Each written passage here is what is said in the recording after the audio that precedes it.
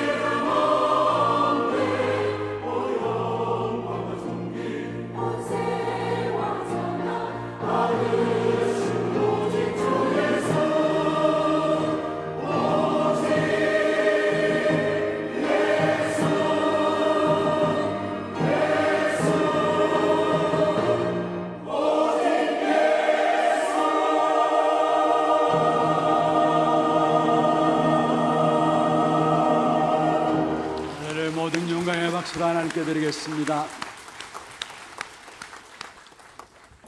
하나님 말씀 히브리서 3장입니다. 히브리서 3장 1절에서 6절 말씀 교독을 하도록 하겠습니다.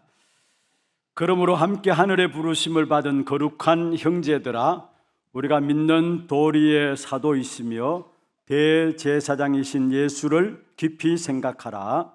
그는 자기를 세우신 이에게 신실하시기를 모세가 하나님의 온 집에서 한 것과 같이 하셨으니, 그는 모세보다 더욱 영광을 받을 만한 것이 마치 집 지은 자가 그 집보다 더욱 존귀함 같으니라. 집마다 지은 이가 있으니 만물을 지으신 이는 하나님이시라. 또한 모세는 장래에 말할 것을 증언하기 위하여 하나님의 온 집에서 종으로서 신실하였고 그리스도는 하나님의 집을 맡은 아들로서 그와 같이 하셨으니 우리가 소망의 확신과 자랑을 끝까지 굳게 잡고 있으면 우리는 그의 집이라. 아멘. 축복을 선하겠습니다. 평안하십시오. 당신은 세계 살릴 선교사입니다. 당신은 대로를 여는 자입니다. 그리스도 그 이름만 우리에게 주셨습니다. 오늘도 그리스도 그 이름의 능력들을 회복하고 확인하며 나아가는 그런 축복의 예배가 되기를 주의 이름으로 축원합니다. 오늘 제목이 우리의 소망의 확신과 자랑입니다. 오늘 우리 찬양대 찬양도 드렸습니다마는 우리의 참된 소망은 누구 되십니까? 자신 있게 대답하세요. 답부터 결론부터 내리고 진행하십시다. 우리에게 참된 소망이 누구이십니까? 우리가 이 땅에서 자랑할 것은 무엇입니까? 아멘입니까? 그렇습니다. 우리가 이 땅에서 세상의 현장을 보고 나라는 현장들을 제대로 보면 볼수록 참된 소망은 그리스도밖에 없습니다. 거기에 대한 확신들이 오늘 있느냐 없느냐, 거기에 따라서 우리의 현장의 역사는 일어나게 돼 있는 것이고요. 세상에 많은 것들을 가지고 있다 할지라도 물론 사람들에게 이런저런 많은 것들을 가지고 이야기하고 자랑할 수 있습니다. 그러나 구원받은 저와 여러분에게 있어서 최고의 자랑이 있다면 예수 그리스도십니다. 그래서 우리의 참된 확신과 우리의 소망의 참된 확신과 자랑, 오늘 6절에 그렇게 말씀하고 있죠. 그리스도는 하나님의 집을 맡은 아들로서 그와 같이 하셨으니 우리가 소망의 확신과 자랑을 끝까지 굳게 잡고 있으면, 우리가 여기에 소망의 확신과 자랑을 굳게 잡고 있으면 말씀하고 있습니다. 히브리서를 살펴보면서 여러분 아셔야 될 것은, 계속해서 히브리 기자가 말하고 있는 것은 예수 그리스도만이 유일하고 우월하고 탁월하신 분임을 계속해서 성경을 통해서 우리에게 보여주고 있는 것입니다. 우리가 이미 살펴보았던 것처럼 히브리서 1장 2장에 보면은 예수 그리스도는 천사보다도 더 뛰어나신 분이다 말씀하셨고요. 또 오늘 3장 또 4장에 보면 예수 그리스도를 모세와 비교를 하면서 모세보다도 훨씬 더 위대한 분이 바로 그리스도이심을 말씀하시면서 그 그리스도께서 대제사장이면서 사도이심을 말씀하고 있는 것입니다. 천사보다 탁월하신 그리스도께서 이 땅에 사람의 몸을 입고 오셨죠. 그리고 십자가에 죽으셨을 때는 천사보다 못한 줄로 알았습니다마는, 그러나 살아나시고 성천하심으로 말미암아 예수님은 우리의 같은 인생이 아니라 하나님의 아들이시며 또한 하나님이심을 우리에게 증명해 주신 것입니다. 그리고 예수 그리스도는 완전한 대제사장이 되셔서 우리들은 지은 우리의 과거, 현재, 미래 모든 죄를 한꺼번에 다 해결하신 대제사장이 되심을 말씀하고 있는 것입니다. 그래서 누구든지 예수를 그리스도로 영접하기만 하면은 모든 죄가 완전하게 해결됨을 아셔야 되는 것입니다. 그런데 구원받은 사람이, 예수를 그리스도로 영접한 사람들이 왜 구원의 확신을 가지고 살아가지 못하고 있느냐? 중요한 이유가 있다면은 우리의 옛날 체질들 때문에, 옛날 것들 때문에 우리도 모르게 구원의 확신을 누리지 못하고 살아가고 있는 것입니다. 옛날 체질, 옛날 것이라고 한다면 무엇입니까? 하나님의 구원의 역사에 있어서 내 자신의 공로와 뭔가 자신의 의들을 보태어서 구원받는 것으로 착각하고 있다는 거, 그게 옛날 체질과 옛날의 것이었습니다. 유대인들이 그러한 사상들을 갖고 있죠. 그래서 율법을 철저하게 지키려고 몸부림쳤고요. 왜냐? 자신의 의로 구원받는 줄 알기 때문에. 자신의 공로로 구원받는 줄 알기 때문에 어떤 면에서 유대인뿐만 아니라 모든 종교들이 자신과 자신의 공로로 말미암아 구원을 보탤 줄로 생각하고 있는 것입니다. 그런데 그것이 바로 구원의 가치를 귀하게 여기지 못하는 겁니다. 지난주에 우리가 말씀을 받았죠. 구원을 귀히 여기라 말씀을 했는데 자신의 공로로 자신의 의로 구원을 보탤 줄 알기 때문에 그 자체가 뭐냐? 구원을 귀히 여기지 못하는 겁니다. 구원을 등한히 여기는 것이고 구원을 흘러 떠내려가게 만드는 것입니다. 저와 여러분, 오늘 이 시간도 오직 우리의 참된 소망 되신 그리스도, 그분을 말하며 구원받은 그 축복의 역사에 대해서 감사가 회복되는 그런 축복의 응답이 있기를 주의 이름으로 축원합니다. 특별히 히브리서 3장 오늘 본문에 살펴보겠습니다마는 그리스도께서는 모세보다 훨씬 위대하시고 더 충성된 분이라는 사실들을 말씀하고 계시는 것입니다. 그래서 오늘 1절에 보면 그렇게 말씀하고 있죠. 마지막에 보면은 예수를 깊이 생각하라. 예수를 깊이 생각하라. 여기 예수를 깊이 생각하라는 말은 무슨 말입니까? 예수님께 집중하라는 말이에요. 24시 그리스도를 바라보라는 말입니다. 그리스도로 완전 체질화되라는 말입니다. 그게 바로 예수를 깊이 생각하라입니다. 여러분, 우리의 모든 삶 속에서 가장 중요한 것이 있다면 마음과 생각입니다. 우리의 마음과 생각에 무엇을 담고 있느냐, 그게 우리의 뇌로 연결되어지고 영혼까지 전달되게 되어 있어요. 여러분, 지금 이 자리에 어떤 생각을 가지고 어떤 마음을 가지고 우리가 참석하고 계십니까? 그게 여러분 자신입니다. 여러분, 지금 말은 하지 않고 있지만은 내가 어떤 마음과 생각을 가지고 있느냐, 그게 여러분입니다. 지금의 여러분입니다. 그게 연결돼서 미래를 결정짓는다라는 사실. 그렇다면 우리 생애에 놓고 보면은 마음과 생각들이 가장 중요한 것인데, 우리의 생각 속에 예수를 생각한다, 그리스도를 생각한다, 정말로 날마다 그리스도를 깊이 생각하게 되면은 어느 날 나도 모르게 나의 관계된 현장에는 하나님의 나라가 이루어져 있음을 보게 될 것입니다. 예수를 깊이 생각한다. 어느 날 나도 모르게 시간 가면 갈수록 내 삶의 현장에는 하나님의 나라의 일들이 일어나는 것을 보게 될 것입니다. 그래서 오늘 우리가 찬양대 찬양했던 것처럼 예수 그리스도께 중독되시길 바랍니다. 다른 것 중독되면은 고통과 실패가 찾아오지만은 그리스도께 중독되어지면은 시간 가면 갈수록 여러분 관계된 모든 삶의 현장에는 하나님의 나라가 나타나게 돼 있어요. 이 자리에 앉아 있지만 여러분이 엉뚱한 생각들 가득 차 있고 다른 것 생각들로 다른 것 붙잡고 있고 틀린 것 붙잡고 있고 불신앙의 생각들로 가득 차 있다. 말하지 않아도 시간 가면 갈수록 어느 날 보면은 여러분 주위에는 흑암의 역사들로 가득 차 있는 것을 보게 될 것입니다. 그래서 우리는 날마다 예수를 깊이 생각함으로 진짜 우리 하나교회 모든 성도들은 그리스도께 중독되기를 바랍니다.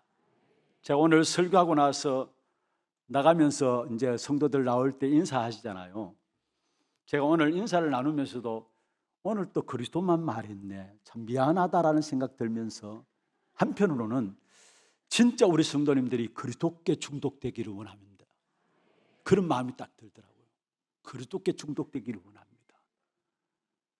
내가 오늘 그리스도를 생각하고 나갈 때에 나의 모든 관계된 현장에는 하나님의 나라의 역사가 나타난다는 사실. 그래서 우리의 참된 소망 되시는 그리스도, 참된 자랑이 되시는 그리스도, 그분만 높이고 그분만 드러내는 여러분의 모든 삶이 되기를 주의 이름으로 축원합니다.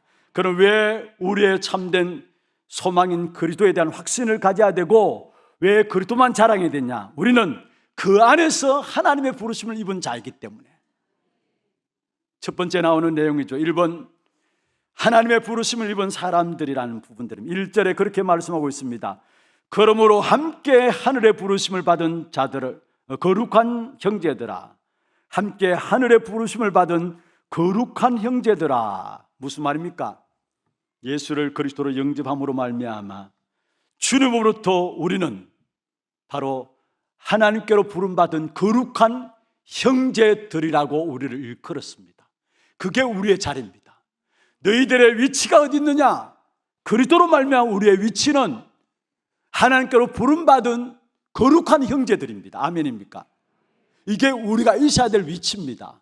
오늘 히브리 기자가 히브리서를 편지를 보내면서 지금 이야기를 하고, 너희는 그리스도로 말미암아 하나님께로 부름받은 거룩한 형제들이 아니냐, 이렇게 말씀하고 있는 것을 보게 되는 것입니다.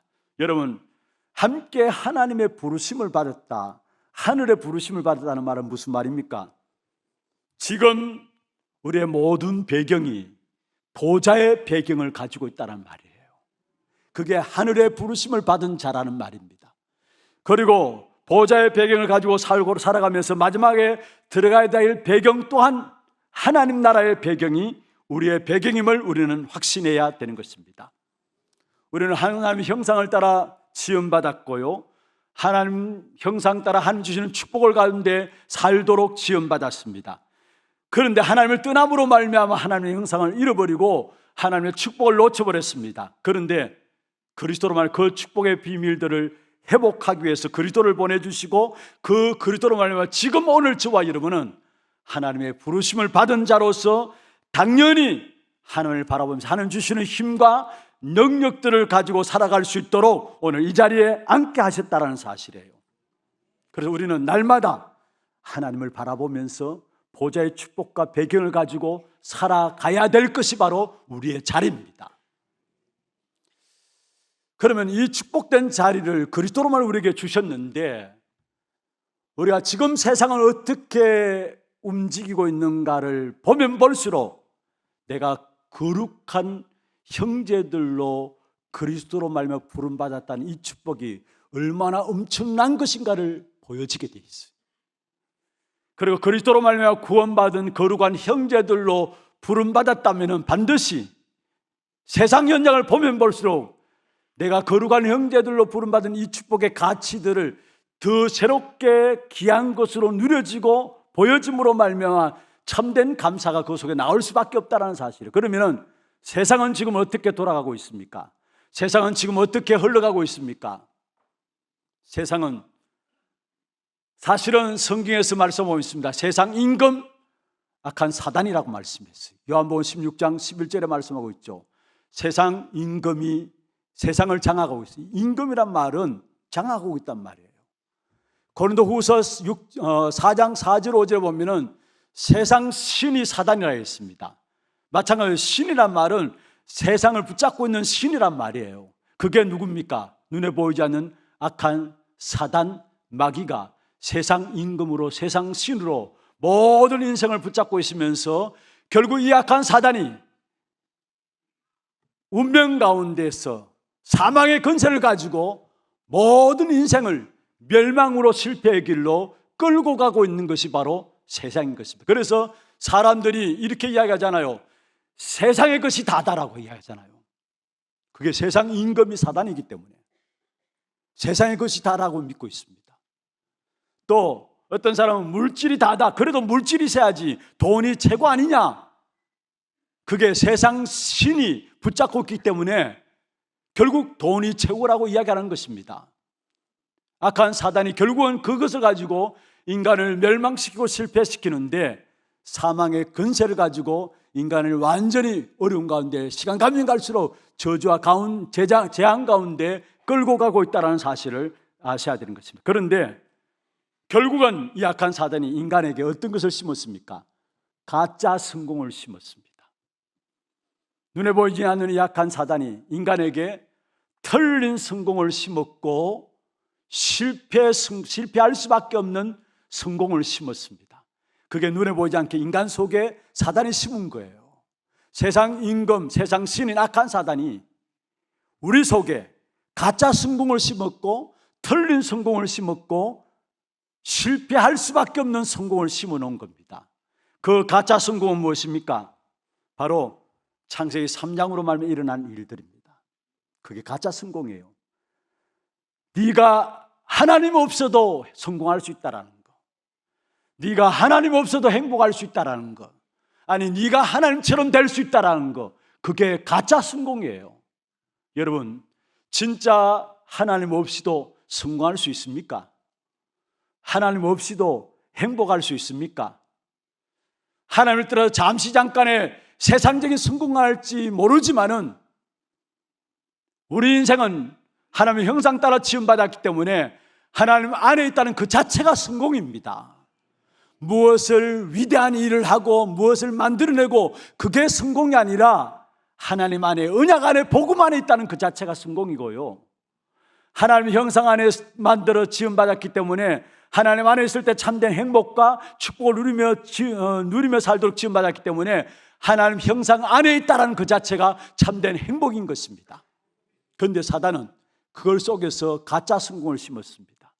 네가 하나님처럼 될 수 있다, 하나님 없어도 성공할 수 있다라는 거, 하나님 없어도 행복할 수 있다라는 거, 여기 속아서 인간들이 전부 가짜 성공에 속아서 지금 또 실패하고 있는 것을 보게 됩니다. 그리고 악한 사단이 가짜 성공만 심은 것이 아니라 틀린 성공을 심었는데 인간의 모든 기준을 다르게 만들어버린 겁니다. 그게 무엇입니까? 바로 창세기 6장의 문제입니다. 창세기 6장에 네피림 시대를 말하고 있는데 거기에 성경에 딱 열자마자 하나님의 아들들이 사람의 딸들의 아름다움을 보고 말씀했어요. 사람들의 모든 육신적인 기준으로 세상을 보잖아요. 물질적인 기준으로 세상을 보잖아요. 세상적인 기준으로 세상을 보잖아요. 그러면서 창세기 6장에 뭐라 했습니까? 사람들이 육체가 됨이라 말씀했어요. 그게 틀린 성공으로 심은 사람들이 보는 모든 기준입니다. 세상적인 것만 보게 돼 있고 육신적인 것만 보게 돼 있고, 그러면서 뭔가 그 속에서 보고 느끼고 판단하는 모든 것들이 세상 기준으로 살아갈 수밖에 없는 그런 인생으로 빠진 것입니다. 여러분 한번 보십시오. 남들보다 좀 더 좋은 위치에 서 있다는 생각들, 또 좀 더 많은 재산을 가졌으면 축복받았다고 하는 그러한 생각들, 그게 우리의 기준이 달라서 그래요. 좀 더 좋은 위치에 있으면 좋겠죠. 좀 더 많은 물질을 갖고 있으면 뭔가 좋겠죠. 편리하겠죠. 그러나 그게 우리의 기준이 아니라는 사실이에요. 아무리 많은 물질을 갖고 있어도, 아무리 많은 지식을 갖고 있다 할지라도 언약 밖에 있는 백성들은 결국 그 물질 때문에, 그 지식 때문에 더 망하게 된다는 사실이에요. 우리는 철저하게 기준이 뭐냐? 언약 안에 있느냐, 언약 밖에 있느냐, 복음 안에 있느냐, 복음 밖에 있느냐, 이것이 우리의 기준인 것을 믿으시길 바랍니다. 하나님을 떠남으로 말미암아 틀린 성공이 우리에게 심어지게 되었고, 가짜 성공이 우리에게 심어짐으로 말미암아 모든 기준이 육신적인 것, 물질적인 것, 세상적인 것이 기준되었었어요. 그리고 또한 틀린 성공과 가짜 성공이 합쳐서 만들어낸 결과가 뭡니까? 가짜 성공입니다. 실패한 성공입니다. 가짜 성공과 틀린 성공들이 합쳐서 나오는 결과가, 그게 바로 실패한 성공입니다. 무엇을 말합니까? 창세기 11장에 보면 바벨탑을 짓는 겁니다. 모든 인생들이 열심히 살아가는데 결국 무너질 수밖에 없는 바벨탑을 짓는 것입니다. 이것이 바로 실패한 성공이라는 사실을 우리에게 말씀하고 있는 것입니다. 성공하기 위해서 몸부림치죠. 그러나 어느 날 그 성공 이후에 자기도 원치 않지만은 일어나는 영적 문제 속에 무너질 수밖에 없는 것을 보게 됩니다. 뭔가 성공하기 위해서 경쟁합니다. 살아남기 위해서 몸부림칩니다. 그런데 그 오는 결과가 뭡니까? 우울증에 빠지고, 정신분열에 빠지고, 공황증에 빠지고, 또한 환청에 빠지는 것입니다. 설명할 수 없는 영적인 많은 문제들이 일어나게 되는 것입니다. 왜 그렇습니까? 잘못된 것이 우리 안에 심어져서 그래요. 가짜 성공, 틀린 성공, 실패할 수밖에 없는 성공이 우리에게 심어져 가지고 우리도 모르게 많은 영적인, 세상에서 설명할 수 없는 영적인 문제들이 지금 또 많이 현장 속에 일어나고 있다는 사실이에요. 그런데 그것으로 끝난 것이 아닙니다. 많은 사람들이 그런 가운데 빠지면서도 내 인생의 주인이 나인 것처럼 살아가요. 여러분, 우리 인생의 주인이 정말로 나입니까? 우리 인생의 주인이 내게 될 수 없어요. 사실은 내 인생을 내가 책임질 수 있습니까? 내 인생 내가 너무나 잘 알고 있음에도 불구하고 내가 책임질 수 없잖아요. 우리의 자녀의 인생도 우리의 가족의 인생도 우리가 책임질 수 없잖아요. 그런데 착각하고 살아가는 것입니다. 내가 내 인생의 주인인 것처럼 착각하고 살아가는 것입니다. 그런데 중요한 것은요, 우리 인생은 두 가지 중에 하나입니다. 하나님이 그 인생의 주인이냐 아니면 사단이 그 인생의 주인이냐, 거기 따라서 갈라진다는 사실이에요. 여러분의 인생의 주인은 누구십니까? 많은 사람들이 이것을 알지 못해서 지금도 악한 사단을 인생의 주인 삼아서 그래서 운명 가운데 살아가는 겁니다. 사단을 붙잡은 운명 가운데 못 빠져나오는 겁니다. 그 속에서 빠져나오기 위해서 몸부림쳐서 만든 것이 우상숭배고 종교생활인 것입니다. 몸부림치면 칠수록 우상숭배 속에 더욱더 깊이 빠지고 종교생활 속에 더 깊이 빠짐으로 말미암아 일어나는 저주와 재앙의 역사들을 피할 수 없다라는 사실이에요. 그런데 하나님께서 그 모든 인생의 문제를 아시고 그리스도를 이 땅에 보내신 것입니다. 그리고 그 속에서 우리를 건지신 것입니다. 가짜 성공으로, 틀린 성공으로, 실패할 수밖에 없는 성공으로 사단의 운명 가운데 살아갈 수밖에 없는 인생들 향해서 절대로 빠져나올 수 없음을 아시고 하나님께서 그리스도를 보내시사 우리를 거기에서 건져내신 것입니다. 그래서 우리에게 붙여진 이름이 뭐냐? 1절 말씀하고 있습니다. 거룩한 형제들아. 1절에 말씀하고 있죠. 거룩한 형제들아, 하나님의 부르심을 받은 거룩한 형제들아. 무슨 말입니까? 그리스도로 말미암아 저와 여러분은 구별되었다라는 사실을 말씀하고 있는 것입니다. 여기에 거룩한 형제들, 더러움과 분리된 상태라는 것을 말하고 있어요. 구별된 사람이라는 것을 말하고 있어요. 여러분, 성도들, 거룩한 백성들이란 말이죠. 이 성도라는 이름이 얼마나 엄청난 축복인가를 아셔야 합니다. 창세기 3장과 6장과 11장 가짜 성공, 틀린 성공, 실패할 수밖에 없는 성공 속에서 운명으로 살아가는 모든 인생들이 거기서 빠져나와서 하나님의 백성이 되었다. 그게 바로 성도입니다. 그래서 우리가 그냥 성도 이야기하는데 여러분, 성도 그 이름 속에 어마어마한 축복들이 담겨 있다는 사실을 기억하시길 바랍니다. 그렇습니다. 예수 그리스도로 말미암아 도저히 빠져나올 수 없는 인생 문제 속에서 저와 여러분을 완전히 구별하신 것입니다. 그래서 베드로전서 2장 9절에 이렇게 말씀하고 있습니다. 너희는 택하신 족속이요 왕같은 제사장이요 거룩한 나라요 그의 소유가 된 백성이다. 거룩한 나라요 그의 소유가 된 백성이다. 완전히 구별했다는 말이에요. 세상 속에 빠져 죽었던 우리들을 그리스도로 우리를 건져내시고 그리스도로 말미암아 우리를 완전히 구별했는데 어떠한 축복을 줬느냐? 왕같은 제사장으로. 여러분, 지금도 눈에 보이지 않게 악한 사단은 멸망의 길로, 고통의 길로 인생들을 끌어가는데 그 사단의 머리를 깨뜨린 참된 왕이신 그리스도. 창세기 3장 15절에 여자의 후손이 뱀의 머리를 상하게 할 것이다. 그리스도께서 사단의 건세를 깨뜨릴 것을 말씀하셨는데 그 말씀이 요한일서 3장 8절에 하나님의 아들이 나타나신 것은 마귀의 일을 멸하기 위함이라. 이 마귀의 머리를 깨뜨리신 참된 왕이신 그리스도, 그리고 왕같은 제사장이요 있습니다. 무슨 말입니까? 저와 여러분 죄로 말미암아 저주와 재앙이 이 땅에 임하고 있습니다. 우리가 알지 못하는 가운데 지은 원죄가 있고요, 우리가 살아가면서 짓는 자범죄도 있고요, 우리가 관계없이 우리 조상들이 지은 우상 숭배의 죄들도 있습니다. 그것 때문에 저주와 재앙이 임하는데 그 저주와 재앙에서 완전히 해방시키신 참된 제사장 되신 그리스도. 로마서 8장 1절에 그리스도 안에 있는 자에게는 결코 정죄함이 없다 했어. 그리고 그리스도 안에 생명의 성령의 법이 있고 그 생명의 성령의 법이, 그리스도 안에 있는 생명의 성령의 법이 저와 여러분을 죄와 사망의 법에서 해방하느니라 말씀했습니다. 그리고 왜 그런 왕같은 제사장 우리를 세웠느냐? 그의 기이한 빛에 들어가게 하신 이의 아름다운 덕을 선포하기 위해서 어두운 데서 불러내사 그의 기이한 빛, 어둠에서 그 어둠을 해결하는 것은 빛이 비추어지면 끝나는 것입니다. 그렇잖아요. 아무리 칠흑 같은 어둠이 있다 할지라도 거기에 빛 대신 빛이 비추어지면은 한순간에 어둠은 사라지는 것입니다. 그렇습니다. 인간이 하나님을 떠남으로 말미암아 그 어떤 인생도 하나님의 영광에 이를 수 없는 존재가 되어버렸어요. 그래서 어두운 가운데 살아갈 수밖에 없는 존재입니다.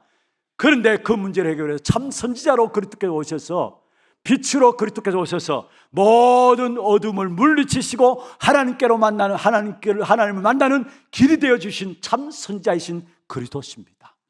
그래서 우리를 구별하였는데 왕 같은 제사장이요 거룩한 나라요 그의 소유가 된 백성이다. 왜 그렇게 하셨냐? 어두운 데서 불러내신 그의 아름다운 덕을 선포하기 위함이라 말씀하고 계시는 것입니다. 그렇습니다. 하나님이 그리스도로 말미암아 우리를 구별하였고 그때부터 우리의 인생을 하나님의 계획 속에 집어넣으시고 하나님이 우리 인생을 이끌어 가시는 것입니다. 내가 예수를 그리스도로 영접하는 순간에 그 순간부터 나에게 대한 하나님의 계획들이 우리 안에 세워진 것입니다. 저와 여러분은 하나님이 하나님의 계획을 가지고 붙들어 가시는 인도해 나가시는 하나님의 자녀입니다. 요한복음 1장 12절에 영접하는 자 곧 그 이름을 믿는 자들에게 하나님의 자녀되는 권세를 주었다. 무슨 말입니까? 예수 그리스도를 영접하는 순간에 내가 하나님의 자녀 되었다는 말은 하나님이 우리를 향한 계획들을 가지고 계시다라는 사실을 말하고 있어요. 하나님의 자녀 되었다. 하나님이 나에 대한 계획을 하나님이 갖고 계시다라는 거. 나에 대한 계획을 가지고 나를 붙잡고 인도해 나가시는데 어느 때까지? 주님 앞에 서는 그날까지 나를 인도해 나가시. 그래서 바울이 고백했습니다. 빌립보 3장 12절에 내가 예수 그리스도께 잡힌 바 된 그것을 잡으려고 달려가노라. 그렇습니다. 예수 그리스도로 말미암아 내 안에 하나님의 계획이 시작되었고 우리 한 사람 한 사람은 예수 그리스도로 말미암아 하나님께 붙잡힌 사람입니다. 하나님이 우리를 붙잡고 어디까지 인도하시느냐? 영원까지 책임지십니다. 지금 또 우리에게 인도해 나가시고 만들어 가시고요 영원까지 책임지십니다. 그래서 빌립보 1장 6절에 너희 속에 착한 일을 시작하시니가 그리스도 예수의 날까지 이루어 가신다 했습니다. 너희 속에 착한 일을 시작하시니까 그리스도 예수의 날까지. 이 말은 우리를 지금도 만들어 가시고 그리스도 예수의 날까지 이루실 줄 확신하노라. 무슨 말입니까? 우리의 영혼까지도 책임져 주신다는 사실을 말씀하고 있는 것입니다. 이처럼 큰 축복을 받은 것이 바로 거룩한 백성의 축복입니다. 누구로 말미암아? 그리스도 그 이름으로 말미암아 거룩한 백성으로 저와 여러분 부름받았습니다. 그래서 날마다 우리의 모든 삶 속에서 예수를 깊이 생각하라. 오늘 1절의 마지막 그렇게 말씀하고 있죠. 너희가 거룩한 백성으로 그리스도로 말미암아 부름받은 사람들이기 때문에 날마다 매일 매시 매사에 예수를 깊이 생각하라 말씀했습니다. 그러면서 1절에 보면은 이 예수님께서 어떠한 분으로 다시 오셨냐 말씀하고 있느냐? 사도시며 대제사장으로 오셨다 말씀했습니다. 사도란 말이 무슨 말입니까? 하나님께로부터 보냄받은 사람이란 말이에요. 하나님께로부터 보냄받은 자라는 말이에요. 그게 사도란 말의 뜻입니다. 그럼 하나님께로부터 왜 예수님이 보냄받았습니까? 그건 바로 마태복음 9장 13절에 우리가 해결할 수 없는 죄인된 우리들을 그 속에서 건지시기 위해서 하나님께로서 보냄받은 자가 바로 예수님입니다. 마태복음 9장 13절에 말씀하고 있죠. 너희는 가서 내가 긍휼을 원하고 제사를 원하지 아니하노라 하신 뜻이 무엇인지 배우라. 그러면서 나는 의인을 부르러 온 것이 아니라 뭐요? 죄인을 부르러 왔느니라. 할렐루야. 이 일을 죄인을 부르기 위해서 하나님께로 부름받은 사람이 바로 예수 그리스도입니다. 그리고 사도란 말은 무슨 말입니까? 하나님께로 부름받은 말인데, 부름받은 자라는 말인데 어떻게 해서 하나님께로부터 보내심을 받았습니까? 심판을 면하기 위해서. 그래서 히브리서 9장 27절에 보면은 모든 사람이 죽는 것은 정해진 것이고 그 이후에는 뭐가 있다고요? 심판이 있다 했어요. 이 심판의 역사들을 해결하기 위해서 죄인을 구원하시고 이 심판의 역사를 해결하기 위해서 하나님께서 사도로 그리스도를 이 땅에 보내셨다는 사실을 말씀하고 있고요. 그러면서 대제사장으로 보내셨다는 말씀이었어요. 대제사장 무엇입니까?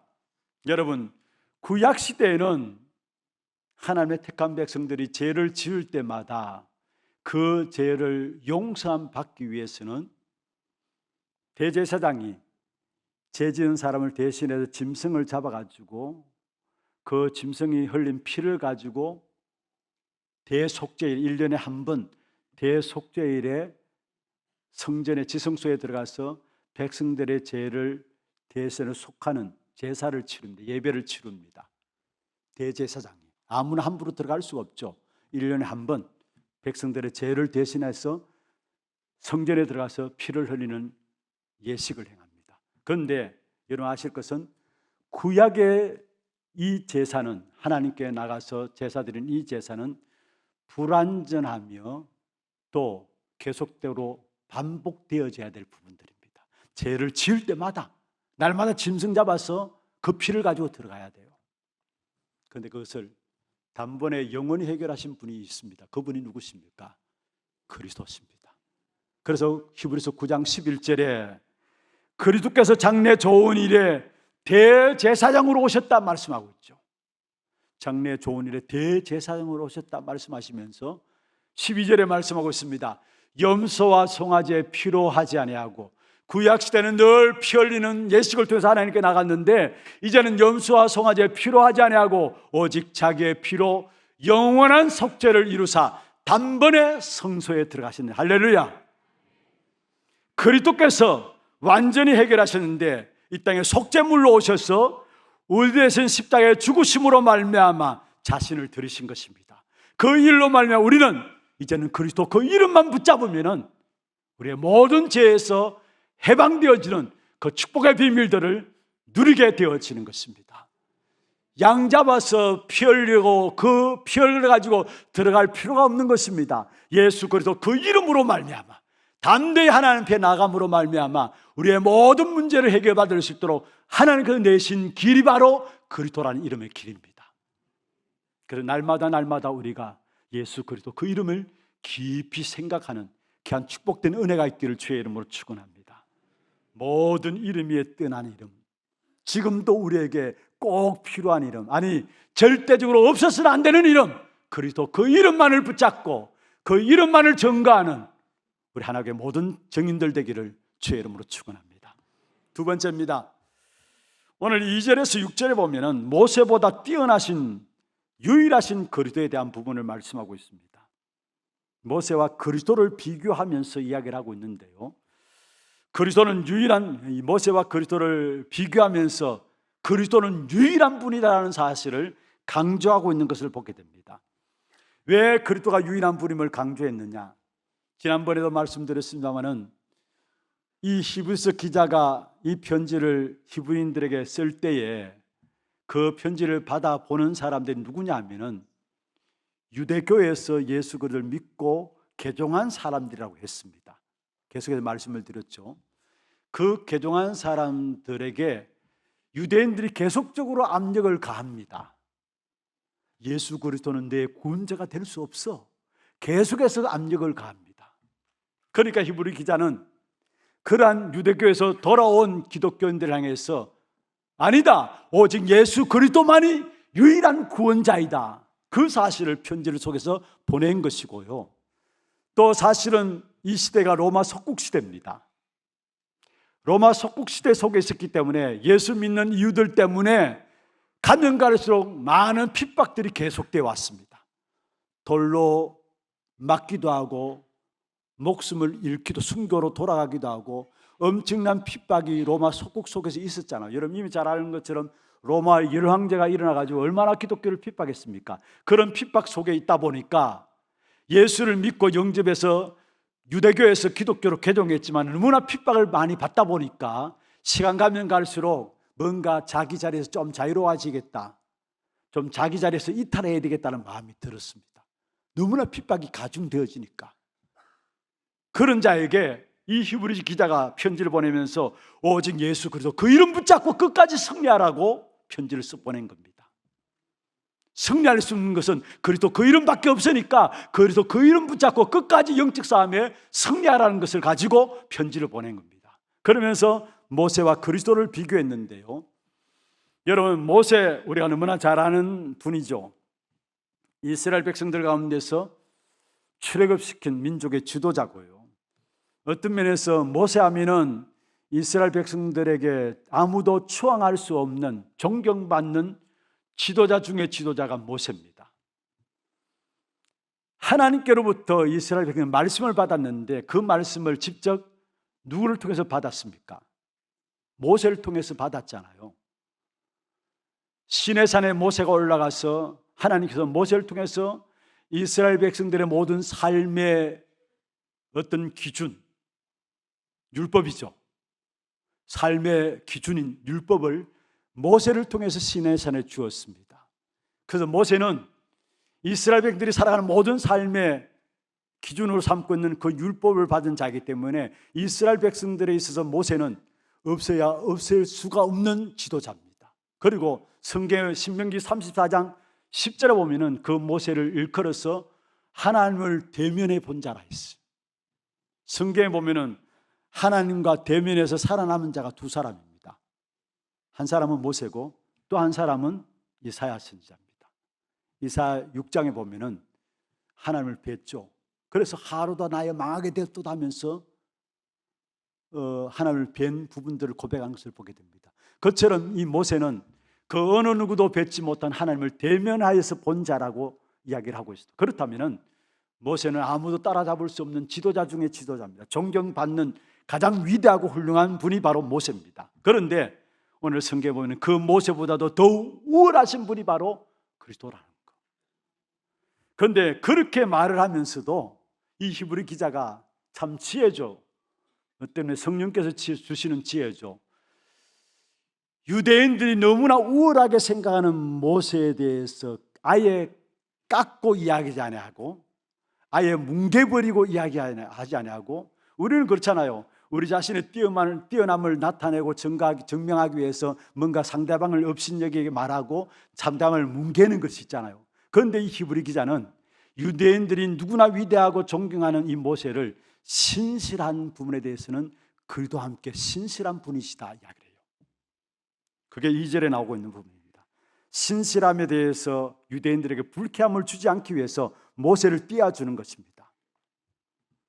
그런데 히브리 기자는 유대인들을 띄워주면서 신실함의 모세를 이야기하면서 그리스도도 다 신실하다 이야기하면서, 그러면 본래 의도가 3절에 있습니다. 그렇게 말한 본래 의도가 3절에 있는데 3절에 한번 보세요. 같이 한번 읽어보십시다. 그는 모세보다 더욱 영광을 받을 만한 것이 마치 집 지은 자가 그 집보다 더욱 존귀함 같으니라. 신실함에 대해서는 모세와 그리스도를 다 신실하다고 하지만은, 근데 아무리 신실하다 할지라도 모세는 피조물이라는 사실을 이야기하고 있어요. 여기에 3절에 보면 모세를 집이라고 이야기하고 있고, 예수님을 말해서 그리스도를 말해서 집 지은 자라고 이야기를 하고 있어요. 3절에 나오는 내용이죠. 여기에 집 지은 자가 그 집보다 더욱 존귀하다. 여기에 집은, 그 집은 모세를 이야기하고 있고, 집 지은 자는 예수 그리스도를 말해요. 집은 피조물이란 말이에요. 집 지은 자는 창조주라는 사실을 말하고 있는 것이죠. 그래서 모세가 신실하다고 해도 결국 피조물이라는 사실, 그러나 모든 만물을 창조하시고 천지 만물을 창조하실 때부터 함께 주관하셨던 그 그리스도가 창조주라는 사실을 오늘 본문에서 말씀하고 있어요. 그래서 그리스도만이 유일하신 분임을 말씀하고 있는 것입니다. 그러면서 5절 6절에 말하고 있습니다. 모세는 종으로 신실하였고 또 그리스도는 하나님의 집을 맡은 아들로 신실하였다. 종으로 하나님의 집을 맡은 아들이다. 여러분, 유대인들에게 있어서 아들이라는 의미는 무엇을 포함하고 있습니까? 모든 축복을 상속받는 자리에 있는 것을 아들이라 합니다.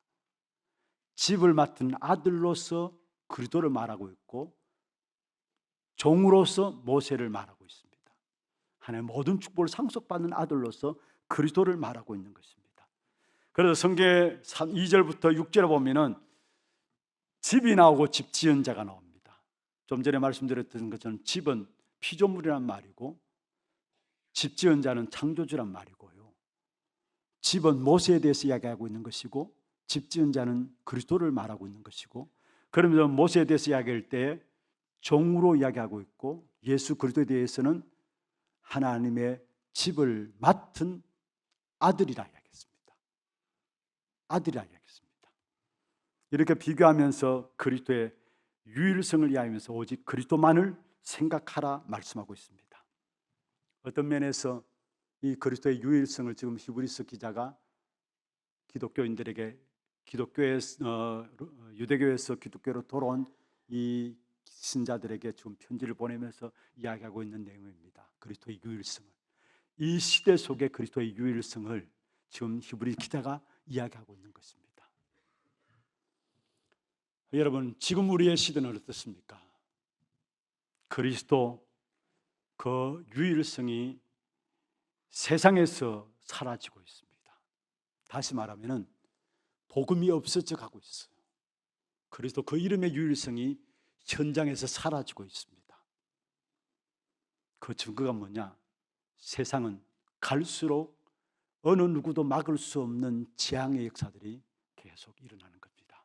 그 재앙이 세계화 되어지고 있습니다. 왜 그렇습니까?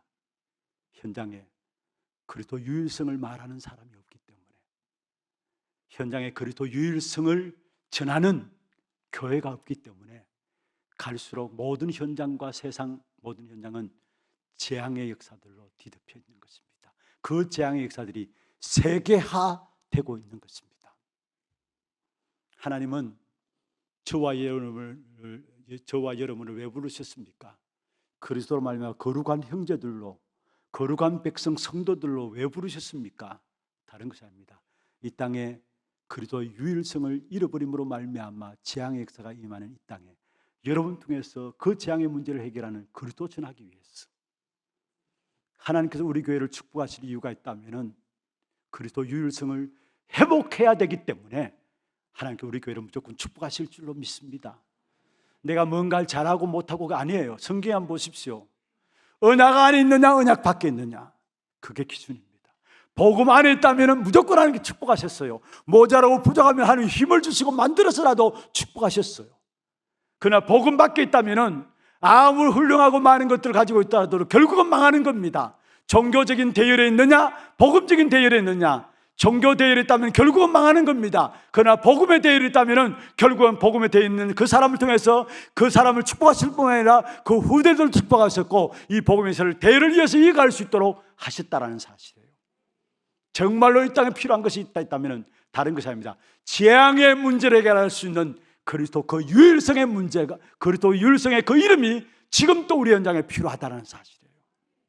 그 일을 위해서 내가 살아야 될 이유가 있는 것이고 우리 교회가 하나님의 축복을 받아야 될 이유가 있는 것입니다.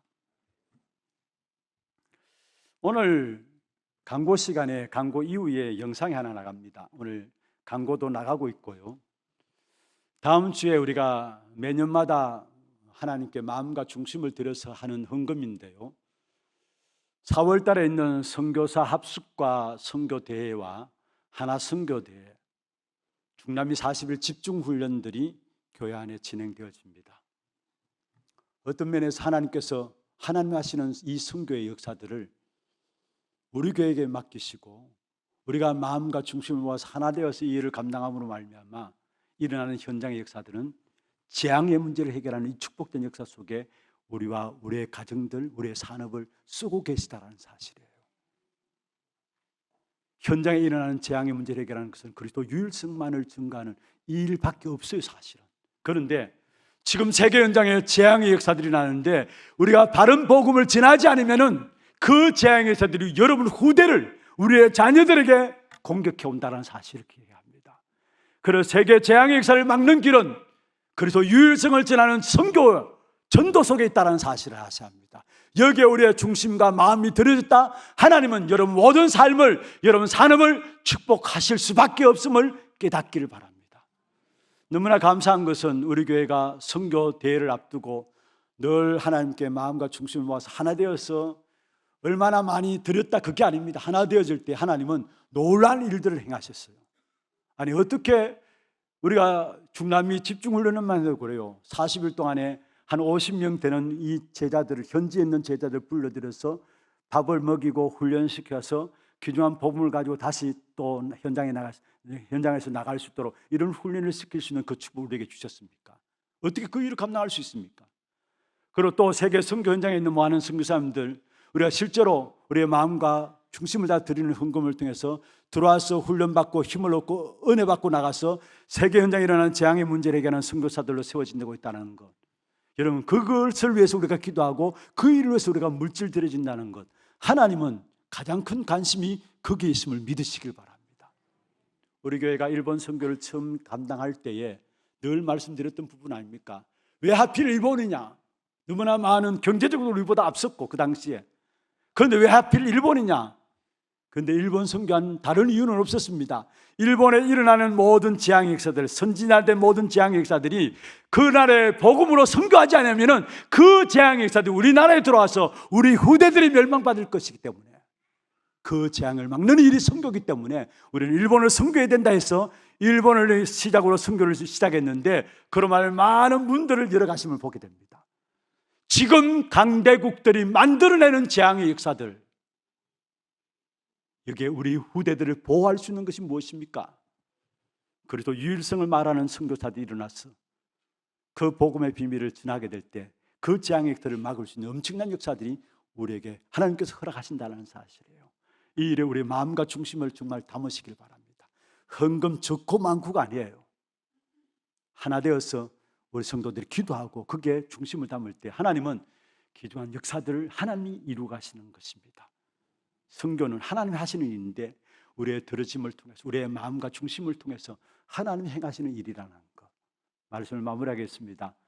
그리스도의 유일성이 없어서 이 땅에 재앙의 역사들이 끊임없이 일어나고 있습니다. 재앙이 세계화되고 있어. 그렇다면 그 재앙을 끝낼 수 있는 것은 다른 이름이 없습니다. 오직 그리스도만이 재앙을 끝낼 수 있습니다.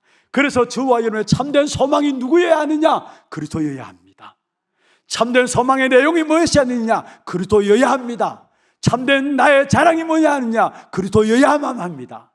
오늘 6절에 말씀하고 있죠.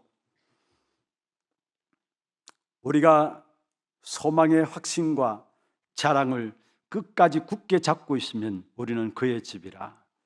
소망의 확신을 가지라고 말하였습니다. 우리가 소망하고 있는 그 내용에 대해서 확신 가지라는 말이죠. 그래서 우리의 참된 소망은 무엇입니까? 우리의 바라봄의 참된 실체는 무엇입니까? 그리스도입니다. 그래서 그리스도에 대해서 확신 가지라고 이야기합니다. 그러면서 거기에 머물지 말고 자랑을 끝까지 붙잡고 있으라. 무슨 말입니까? 우리의 소망의 내용인 그리스도를 굳게 붙잡고 그 그리스도를 끝까지 자랑하라는 말이에요. 어디서든지 어떤 현장에든지 간에 그리스도 그 이름만 자랑하고 그 이름만 높이라는 것입니다. 로마서 1장 16절에 바울이 고백했죠. 내가 복음을 부끄러워하지 아니하노니 이 복음은 모든 믿는 자에게 구원을 주시는 하나님의 능력이 됨이라. 여기 복음을 부끄러워하지 않는다. 어떤 면에서 복음에 대해서 소극적이라는 부분들로 표현할 수 있습니다만 아니에요. 진짜 제대로 알면은 복음을 부끄러워하지 않는다는 이 말은 내가 복음을 자랑한다는 말이에요.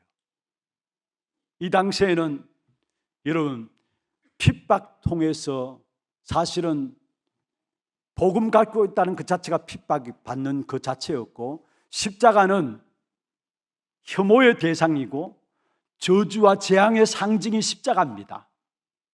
그런데 그 복음, 그 십자가를 붙잡고 부끄러워하지 않는다는 말은 다른 말로 해서 십자가 복음만을 자랑한다는 말이에요. 우리 하나님의 모든 성도들 정말 있는 그 자리에서 우리의 기쁨과 우리의 생명과 자랑은, 우리의 참된 소망은 오직 그리스도가 되기를 주의 이름으로 축원합니다. 우리의 소망의 확신 되시는 그리스도, 그 이름 붙잡고 참된 우리의 자랑이 되신 그리스도 그 이름 붙잡고 끝까지 영적 싸움에 승리하는 우리 하나님의 모든 성도들 될 수 있도록 역사하여 주옵소서. 오직 그리스도 유일성만이 귀한 교회를 통해서 주의 백성들을 통해서 현장에 나타나고 증거되기를 원합니다.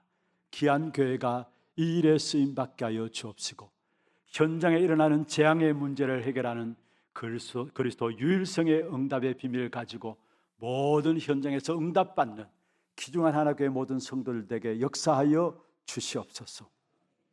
살아계신 주 예수 그리스도 이름으로 감사하며 기도드리옵나이다. 아멘.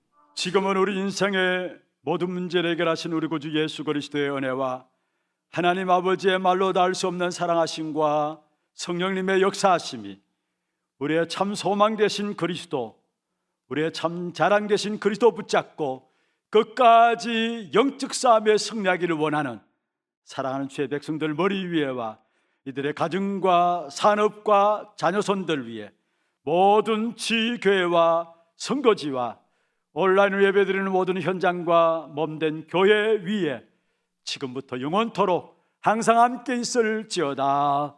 아멘.